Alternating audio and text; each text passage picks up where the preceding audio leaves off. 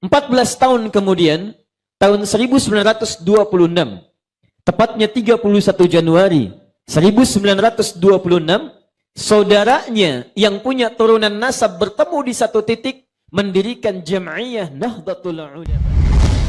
Kemudian belajar di Kiai Haji Soleh Darat, punya prestasi yang sama dari tingkat kegemilangannya, sampai diminta oleh gurunya untuk meneruskan kemudian belajar di kota suci Makkah Al-Mukarramah.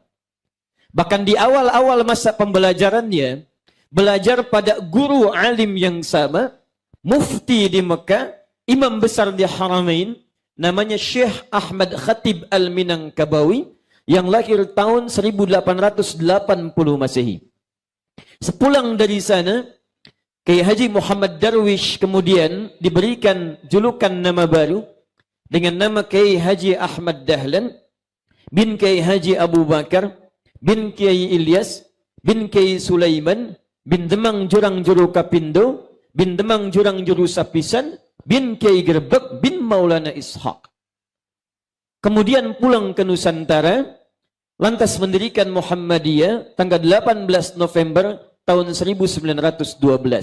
Setelah terjadinya pertemuan kemudian di Krukut dan Tanah Abang, berdirinya Jamiatul Khair hari Senin tanggal 17 Jumadal Akhirah bersamaan dengan tahun 1905.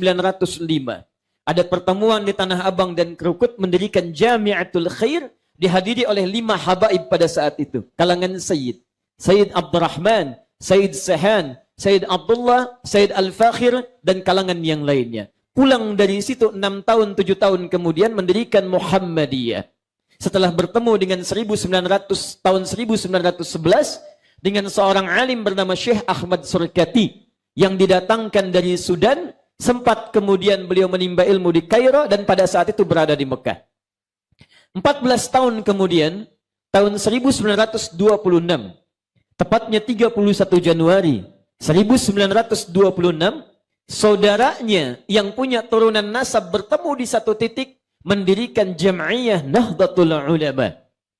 Beliau adalah Kiai Haji Muhammad Hashim bin Ash'ari bin Abdul Wahid bin Abdul Halim, dikenal dengan Pangeran Benawa, nama lainnya Sultan Hadiwijaya, bin Abdullah bin Abdurrahman, dikenal dengan Joko Tingkir, disambungkan kemudian ke nasabnya ke Maulana Ishaq atau Raden Ainul Yakin bin Maulana Ishaq, turunan yang sama di Sunan Giri. Siapa Maulana Ishaq itu?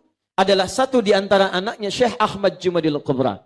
Syekh Ahmad Jumadil Kubra punya 2 putra. Yang pertama Syarif Abdullah menetap kemudian di Mesir.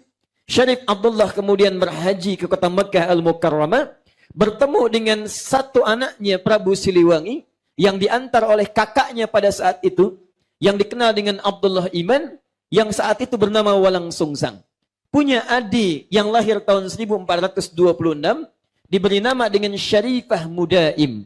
Syarifah Mudaim bertemu dengan Syarif Abdullah, kemudian dinikahkan di Mekah, tidak pulang ke Nusantara, tinggal di Mesir, kemudian melahirkan seorang anak dikenal dengan Syarif Hidayatullah.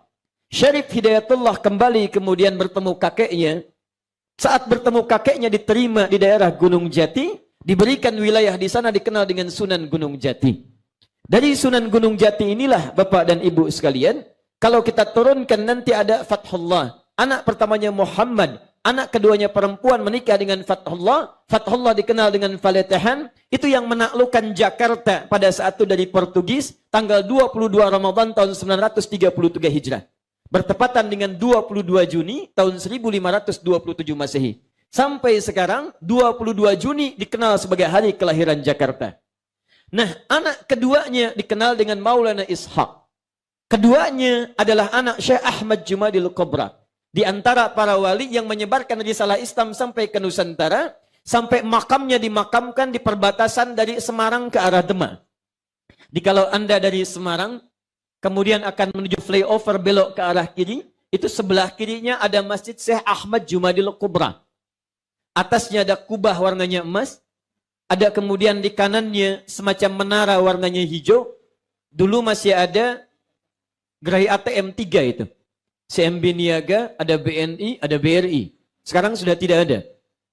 Anda belok kiri, sebelah kanannya itu ada makamnya, darikhnya Syekh Ahmad Jumadil Qabra. Siapa Syekh Ahmad Jumadil Qabra? Itu keturunan dari Syekh Ali Zainal Al-Kabir. Syekh Ali Zainal Al-Kabir keturunan dari Syekh Ali Zainal Abidin. Syekh Ali Zainal Abidin keturunan dari Al-Husain radhiyallahu taala anhu.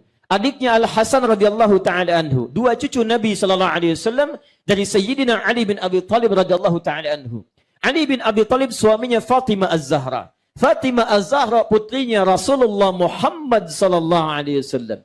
Bin Abdullah bin Abdul Muttalib bin Hashim bin Abdul Manaf bin Qusay bin Murrah bin Kilab bin Ka'ab bin Ghalib bin Fihr bin Malik bin Nadar bin Kinana bin Khuzaimah bin Mudrika bin Ilyas alaihi salam bin Nizar bin Mudar bin Ma'ad bin Adnan bin Addi bin Adri bin Muqawwam bin Nahur bin Tarikh bin Ya'rub bin Yasjub bin Nabit bin Ismail alaihi salam bin Ibrahim alaihi salam bin Azar atau bin Nahur bin Abir bin Kinan bin Arfakhshad bin Sam bin Nuh alaihi salam bin Mihlail bin Matushala bin Kinan bin Anwas bin Thith bin Adam alaihi salam.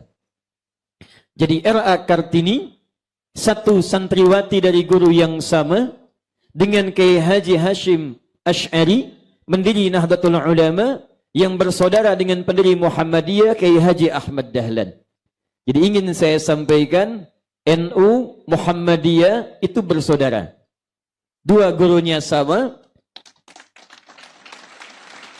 dipersatukan oleh guru yang sama, diturunkan dengan misi jam'iyah yang sama, sekalipun sedikit-sedikit berbeda dalam amalan, bukan perbedaan yang sifatnya itu adalah perbedaan-perbedaan pokok. Hanya pilihan-pilihan yang bisa dipilih dengan dalil-dalil yang sudah kuat dan ada sebelumnya.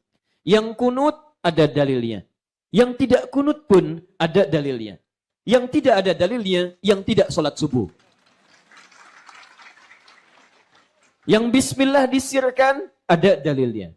Yang bismillah dijaharkan, ada dalilnya. 70 hadis tentang bismillah. Bahkan ada dua lagi. Yang tidak pakai bismillah pun ada. Bahkan bismillah rakaat pertama dijaharkan, selanjutnya tidak ada. Yang salah, yang tidak sholat. Itu yang tidak ada dalilnya. Jadi kalau ada yang mempertemukan NU dan Muhammadiyah, kemudian memperselisihkan itu yang tidak kenal sejarah. Itu yang tidak kenal persaudaraan.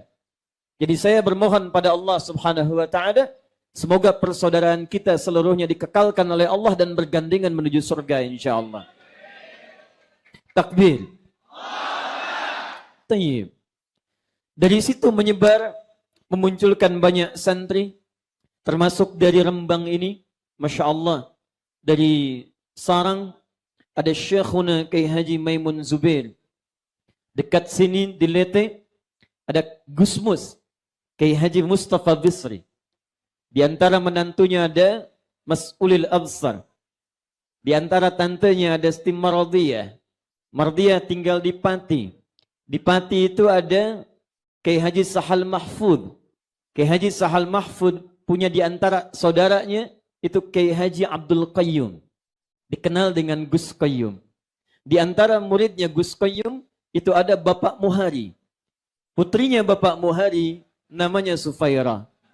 Suaminya Sufaira itu adalah Adi Hidayat. Baik. Jadi kalau kita urutkan nasabnya lagi, insya Allah saya pun bersaudara dengan Bapak Ibu sekalian di sini. Ini Rembang, Pak Bupati, ini kita bersyukur ini. Di Rembang itu ada manusia Quran yang tidak banyak dikenal orang. Itu kalau Bapak Ibu tanya tentang fikih-fikih dalam Quran, itu beliau luar biasa itu. Namanya Gus Baha. Gus Baha. Kapan-kapan kalau ada pengajiannya, hadiri pengajian beliau, itu di antara orang yang sangat mengerti Al-Quran.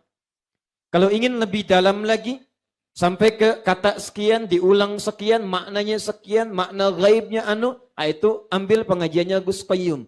Itu pun ada turunan-turunan kitab.